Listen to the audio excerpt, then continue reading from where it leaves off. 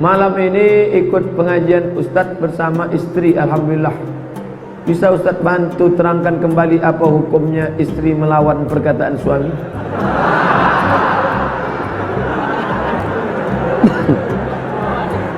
Sekalian minta doa kesehatan supaya kandungannya sehat. Nanti setelah saya jawab ini datang kertas susulan. Bisa Ustaz jawab tanggung jawab suami terhadap istri? Innama huwa jannatuki wa naruki. Innama huwa, lakimu itu jannatuki wa naruki. Dia bisa jadi surgamu, dia bisa jadi nerakamu. Kau bisa masuk surga gara-gara dia, kau bisa masuk neraka gara-gara dia. Tapi jangan balik dari sini, akulah surga dan neraka. Karena ibu punya hak terhadap diri dia 5. Suami yang bagaimana bisa jadi surga bisa neraka? Dikasihnya makan, dikasihnya pakai, dikasihnya tempat tinggal, dikasihnya pendidikan, dikasihnya perhatian. Kalau 5 itu dia tunaikan, imam dunia akhirat. Innama huwa jannuti wa naruki. Ayyuma mar'atin matat, istri-istri yang meninggal dunia, wa zawjuha radin anha, meninggal istrinya dalam keadaan suami itu ridha, tak marah, dalam keadaan senang, ridha dia, dakhalatil jannah, masuk surga. Makanya ketika istrinya meninggal, tenang bapak. Ridha bapak istri bapak ini memang ridha.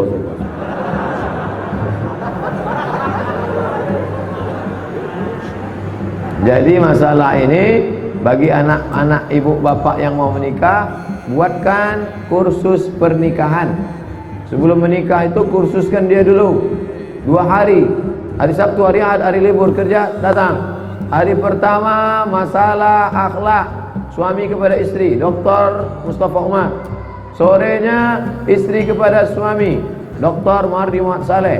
Hari kedua masalah bagaimana keluarga-keluarga segala macam, Dr. Saidul Amin. Dudukkan 3 ustaz tu sama anak-anak kita. Dibuat satu majlis ramai, dikelola oleh masjid, bagus. Macam Masjid Al-Falah dulu, kursus perkahwinan. Dr. Mustafa Umar buat kursus perkahwinan. Dibuatnya kursus perkahwinan, yang mendaftar yang udah nikah pula banyak. Yang belum nikah tak ada masuk. Bagus juga. Tidak hanya untuk pengantin baru, pengantin lama pun bagus. Ya, seorang istri dah boleh marahin suaminya. Bagaimanapun keadaan suami, banyak kekurangannya, tetap istri menjadi di posisi yang lembut, kasih sayang sebagai wanita.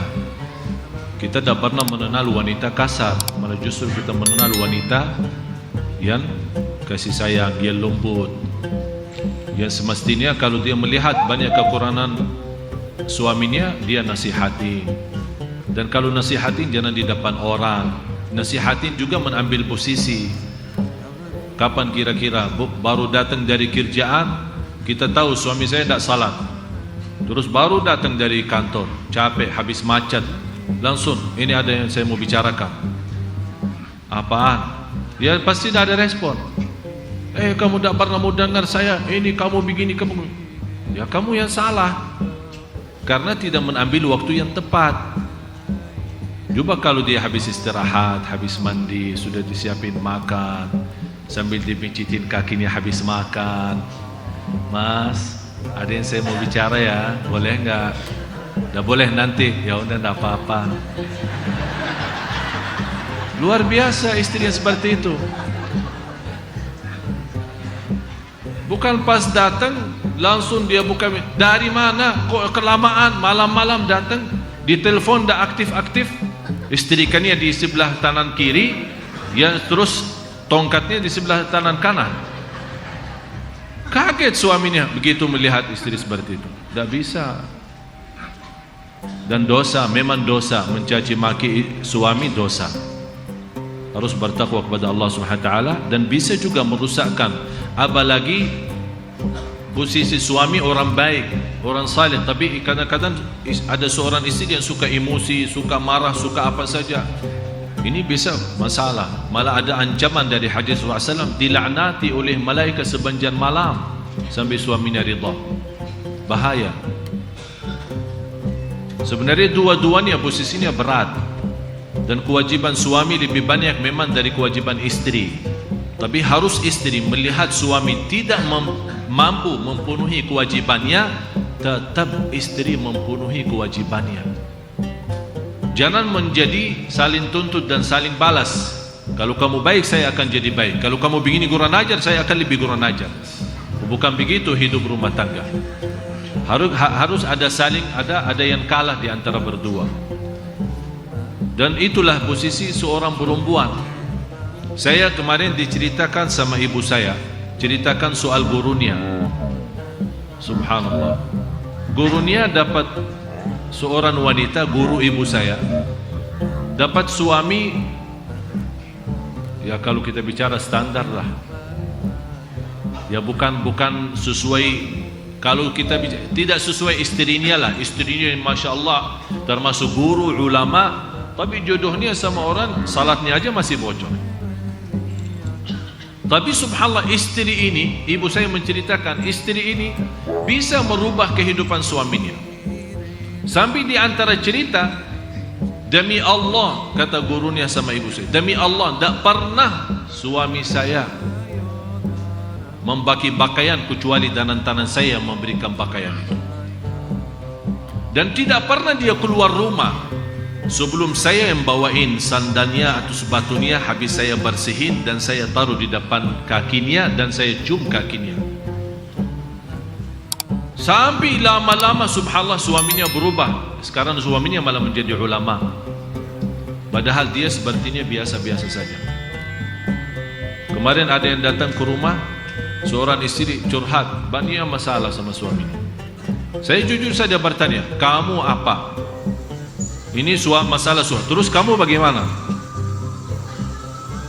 Dan habis saya menceritakan bagaimana posisi seorang wanita salih, nangis dia. Malah dia berkata, jujur saja saya tidak pernah berlaku hal itu sama suami saya. Ya fantas suaminya mau lari dari rumah.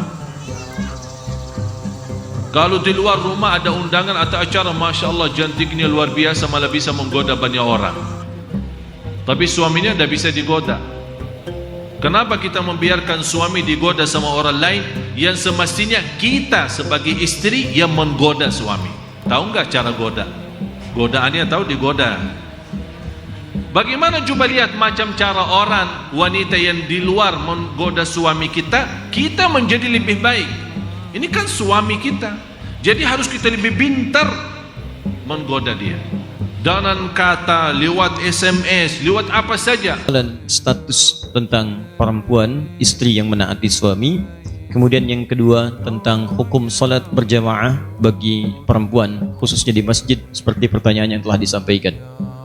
Yang pertama tadi telah kita uraikan dalam Al-Quran surah keempat An-Nisa ayat 34, bahwa ciri perempuan istri yang salihah diantaranya punya sifat qanitat, taat kepada Allah, ya, dengan cara menaati suami pada hal yang dipandang baik oleh Allah Subhanahu wa taala. Maka jika ini terjadi, disebutkan kemudian dalam hadis sahih, disebutkan oleh Imam Ahmad dalam kitabnya bagian pertama halaman 191, juga dalam Sahih Ibnu Hibban nomor hadis 1296, ya, disampaikan kemudian, idza shallatil mar'atu salataha, ya, idza shallatil mar'atu salataha. Di riwayat lain, idza shallatil mar'atu khamsaha wa shamat shamaha wa hafizat farjaha wa ata'at zawjaha qila laha yaumal qiyamati. Di riwayat lain tanpa yaumal qiyamah, qila laha udkhulil jannata min haitsu syi'ti. Di riwayat lain, udkhulil jannata haitsu syi'ti. Baik, jika ada seorang istri, seorang perempuan, kemudian mengerjakan 4 hal dalam hidupnya. Yang pertama, dia menunaikan sholat fardu saja yang 5. Tidak pernah sholat sunnah selama hidupnya. Fardu 5 waktu. Ya, rumusnya 24-4-3-4, 2 subuh, 4 zuhur, 4 asar, 3 maghrib, 4 isya, 17 rakaat. Kemudian wasamat somaha, dia hanya menunaikan puasa Ramadan saja selama hidupnya, dari baligh sampai dengan menikah sampai wafat, Ramadan. Tidak pernah puasa sunnah, Senin tidak, Kamis tidak, Ayyamul Bid tidak, puasa Daud juga tidak. Tapi kemudian wahafizat farjaha, dia menjaga kehormatan dirinya, tidak selingkuh, jaga diri, jaga kehormatan rumah tangga. Kemudian wa ata'at zaujaha, ini yang istimewa, dia menaati suaminya, taat pada suaminya. pada segala hal yang baik-baik. Yang tadi saya sampaikan. Diminta berjilbab, jilbab, minta ta'lim, ta'lim, minta baca Quran, Quran, minta belajar, dia belajar. Nah, jika ada yang seperti ini, walaupun cukup fardu salatnya saja, puasanya wajib saja, tapi dia menjaga kehormatan dirinya, kemudian dia taat pada suaminya pada yang baik-baik, qila laha yaumal qiyamati udkhulil jannata haitsu syi'ti. Maka di hari kiamat nanti dalam hisab, Allah langsung menyampaikan kepadanya, kamu udah cepat masuk surga saja dari pintu mana saja yang kamu inginkan. Cepat masuk surga dari pintu mana saja yang kamu inginkan. Itu diantara ganjarannya. Maka kalimat ini menunjukkan, kata para ulama, betapa agungnya kemudian ketaatan kepada Allah melalui taat pada suami itu. Sampai-sampai dalam riwayat Abu Daud nomor hadis 2140, itu Nabi SAW pernah menyampaikan, lau kuntu amiran an yasjuda, jika aku diperbolehkan oleh Allah memerintahkan untuk bersujud di antara manusia sebagai penghormatan, bukan ibadah, kepada manusia lainnya, maka aku akan perintahkan seorang istri untuk sujud kepada suaminya. Penghormatan. Ya, ingat, sujud penghormatan, bukan penghambaan. Kenapa demikian? Ini pentingnya seorang suami bagi laki-laki. Nanti edisi lain kita bahas, kalau ada pertanyaan tentang pentingnya istri bagi suami, kita bahas juga. Karena pertanyaannya terkait dengan suami. Bapak ibu sekalian, khususnya para akhwat, para istri, para ibu, bertakwalah kepada Allah. Suami itu tugasnya berat. Berat sekali. Karena dia setelah akad diucapkan, disebut dengan mitsaqan ghalidha, perjanjian yang tidak mudah, itu langsung menanggung tugas dua orang tua istri sekaligus. Langsung ditanggung itu. Coba Anda bayangkan, bapak perempuan ini biasa memberikan nafkah, merawatnya, melindunginya. Ya, melindungi, ada sesuatu yang mengganggu, lindungi. Kurang sesuatu, penuhi kebutuhan. Kurang apapun, penuhi, disayang. Dari mulai bangun sampai tidur, ditungguin, dirawat.